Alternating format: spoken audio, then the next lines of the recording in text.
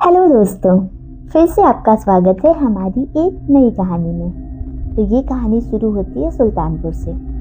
यहाँ के एक गांव में राज रहता था, लेकिन अब उसकी नौकरी का ट्रांसफ़र दिल्ली की एक कंपनी में होता है।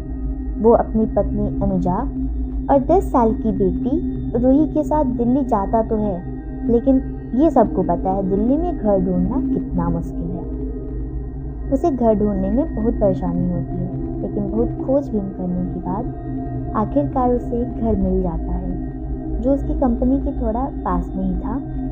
लेकिन वो इलाका थोड़ा सा सुनसान था। दूसरे घर जो थे वो थोड़ी थोड़ी दूरी पर थे। तो विजय को लगा कि ठीक है, इतना तो चलता ही है, अब इतनी दूर आए हैं, इतना तो एडजस्टमेंट करना ही पड़ेगा। और वो लोग वहाँ पर शिफ्ट हो गए। विजय सुबह 7 बजे काम पर जाता और रात के 8 बजे आता था। उन्होंने रूही का एडमिशन पास के एक स्कूल में करवा दिया, जहां आने जाने में लगभग 20 से 25 मिनट लगते थे। कुछ दिनों बाद अनुजा भी एक प्राइवेट कंपनी में नौकरी मिल जाती है उसको, जो कि विजय की कंपनी के पास में ही था।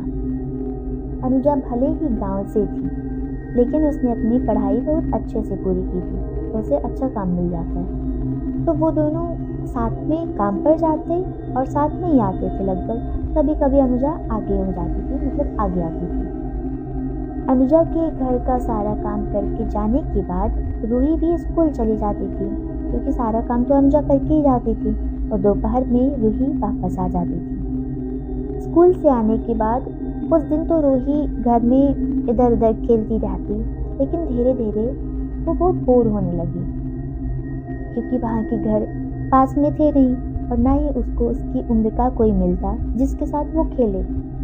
तो एक दिन रूही ने डिसाइड किया कि अब वो थोड़ा आसपास घूमकर आएगी, देखेगी कि वो इलाका कैसा है, उसे कोई खेलने वाला मिलता है वगैरह वगैरह। और वो विजय और अनुजा के आने के पहले घर वापस आ जाएगी। अगले दिन स्कूल से आने के बाद कुछ देर आराम करने के बाद वो घूमने निकलती है। घर से 10-15 मिनट आगे चलने के बाद उसे बाईं तरफ काफ़ी सारे पेड़ नज़र आते हैं। तो जहाँ काफ़ी सारे पेड़ होते हैं तो वो थोड़ा जंगल टाइप का एरिया दिखने लगता है, तो उसे वैसा ही दिखा। लेकिन चूँकि वो पहले से ही गांव से थी, तो उसे ऐसा माहौल अच्छा लगता था, यहाँ पेड़ वगैरह हो। जब वो वहाँ जाती है तो उसे वहाँ की हरियाली, वहाँ की शांति सब कुछ बहुत बहुत अच्छा लगता है। तो अब ये उसका रोज का काम बन गया था कि वो स्कूल से आती, कुछ थोड़ा बहुत इधर उधर खाती और कुछ स्नैक्स ले लेती, ताकि वहाँ पर जाने के बाद वो खाए, इधर उधर का नज़ारा देखे। तो वो खुद तो कुछ खाती और कुछ पेड़ के नीचे गिलहरियों के लिए रख देती थी। लेकिन कुछ दिनों बाद उसने देखा कि जिस पेड़ के नीचे वो गिलहरियों के लिए स्नैक्स रखती थी, उसी पेड़ के नीचे एक लड़की खड़ी थी जो लगभग उसी की उम्र की थी। उसके कपड़े थोड़े गंदे दिख रहे थे और उसके बाल भी खुले हुए और बिखरे हुए थे। उस लड़की ने रूही को देखा और मुस्कुरा दिया। रूही को लगा चलो ठीक है, कोई तो मिला साथ खेलने के लिए। तब रूही उसके पास गई और उसने उसके साथ खेलना स्टार्ट कर दिया। नॉर्मली बच्चे ऐसे होते हैं कि ये ज़्यादा पूछताछ नहीं करते कि तुम्हारा घर कहाँ है वगैरह वगैरह। तो नॉर्मली रूही को लगा कि चलो ठीक है, कोई है जिसके साथ मैं आऊँगी, खेलूँगी, उसके बाद मैं अपने घर चली जाऊँगी। अब रूही का ये रोज का काम बन गया। वो स्कूल से आती, कुछ खाती और जितने स्नैक्स वो पहले ले जाती थी, वहाँ से थोड़े और स्नैक्स क्वांटिटी में थोड़े और स्नैक्स लेकर जाती कि वहाँ पर वो उसे खाएगी और उसके साथ खेलेगी। एक दिन रूही ने उस लड़की से कहा, तुम मेरे साथ मेरे घर चलो, मैं तुम्हें अपने मम्मी पापा से मिलाती हूँ। कुछ देर शांत रहने के बाद उस लड़की ने कहा, क्या तुम मुझे अपने घर बुला रही हो? रूही ने पूछा, क्यों? लड़की ने कहा, नहीं, ऐसे ही पूछ रही। रूही ने कहा, हाँ तुम चलो मेरे घर पर भी मज़ा आएगा, खेलेंगे। उस लड़की ने कहा, मैं तुम्हारे घर में तब तक नहीं जा सकती जब तक तुम्हारे घर में से कोई मुझे अंदर नहीं बुलाता।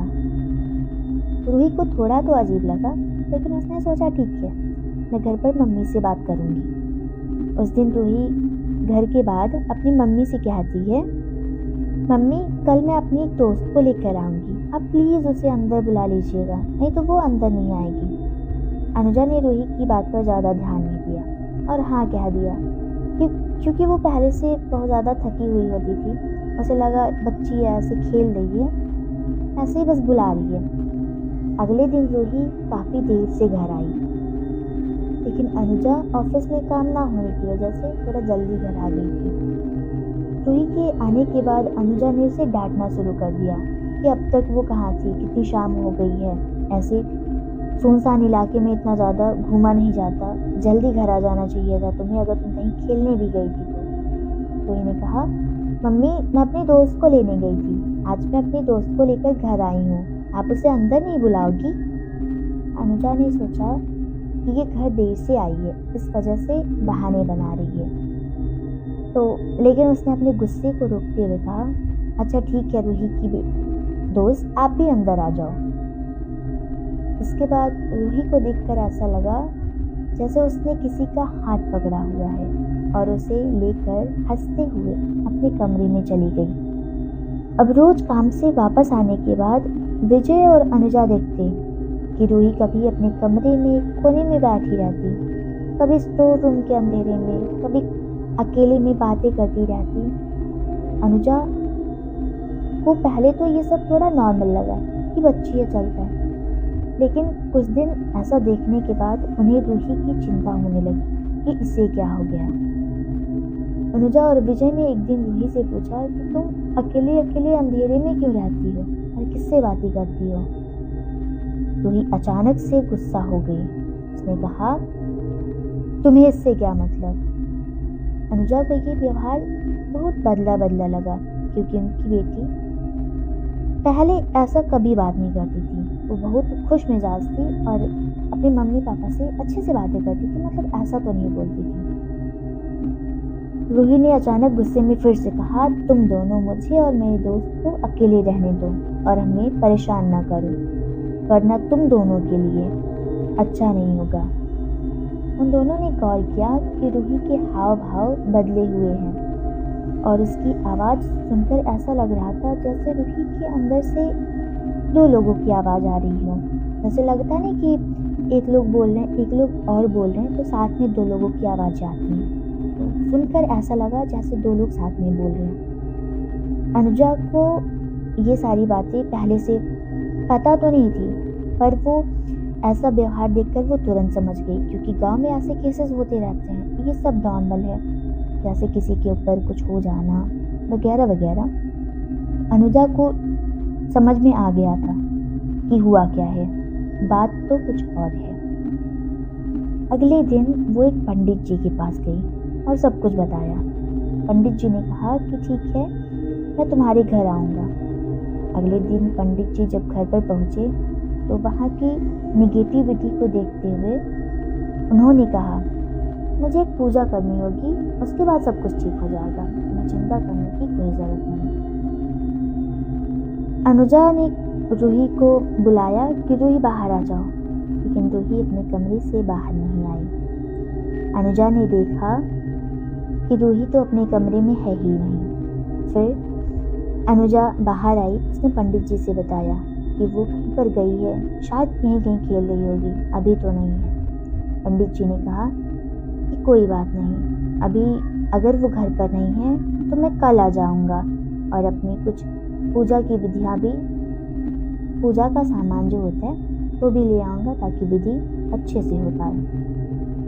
अगले दिन पंडित जी आए। अनुजा ने आज पहले ही रूही को अपने पास बिठाया था और उसे कहीं जाने नहीं दिया, नहीं तो वो कल की तरह कहीं चली जाती और पता नहीं कब आती भी या ना आती। अनुजा ने जबरदस्ती रूही को पूजा के पास बैठाया और पंडित जी ने अपनी पूजा प्रारंभ की।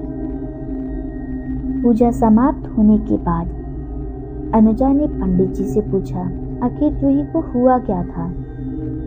पंडित जी ने कहा, कोई बात नहीं, डरने की बात नहीं है, ये सब उस जंगल से शुरू हुआ था।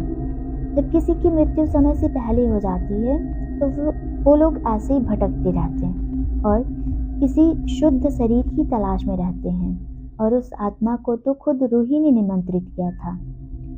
उसने पूछा कि रूही ने कैसे निमंत्रित किया था। अनुजा ने पूछा। पंडित जी ने कहा कि हो सकता है उसने कहा हो, तभी वो आत्मा इसके शरीर में प्रवेश की है, नहीं तो सामान्यतः ये आत्माएं ऐसा नहीं करती। और उसके बाद उसको आपने अपने घर में भी आने का न्योता दे दिया। तो अनुजा ने कहा कि उसे लगा ये बच्ची है और खेल रही है, तो मैंने बस नॉर्मली बुला लिया। लेकिन पंडित जी ने कहा इस पूजा के बाद उस लड़की की आत्मा को भी मुक्ति मिल गई है, नहीं तो वो आत्मा रूही को अपने साथ ले जाती। आपने बहुत अच्छा किया जो इतनी जल्दी मुझे बुला लिया। आपने जल्दी ध्यान दिया, ये अच्छी बात है। आपको थोड़ा ध्यान रखना चाहिए था कि आपकी बच्ची कहाँ जाती है, कब जा रही है, क्या कर रही है, किसके साथ खेल रही है। आपको इस बात का ध्यान रखना चाहिए था। तो दोस्तों, इस कहानी से हमको ये सीखने को मिलता है कि आप अपने बच्चों का पूरा ख्याल रखें। अनुजा ने तो समय पर ध्यान दे दिया और रूही की जान बच गई, नहीं तो क्या पता वो आत्मा रूही के साथ या अनुजा और राज के साथ ही क्या करती। तो आप अपने बच्चों का ख्याल रखें और उन्हें ऐसे खाली और सुनसान जगहों पर अकेले ना जाने दें। और आप भी